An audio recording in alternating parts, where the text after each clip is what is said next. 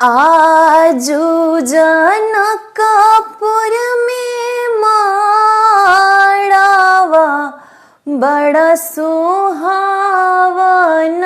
लागे। आजू जनकपुर में माड़ावा बड़ा सुहावन लागे। सिया जी के चढ़ेला दिया मन भावन लागे। सिया जी के चढ़ेला दिया मन भावन लागे। ए हरे हरे बसवा के माड़ावा छवैले पापा हो।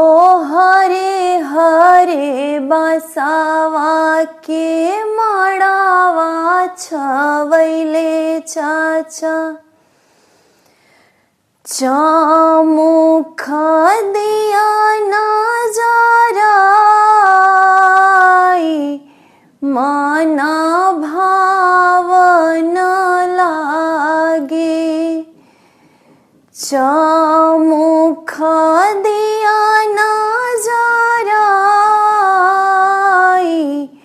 मन भावन लागे। आजू जनकपुर में माड़ावा बड़ा सुहावन लागे।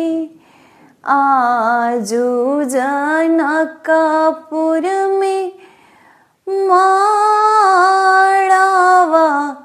बड़ा सुहावन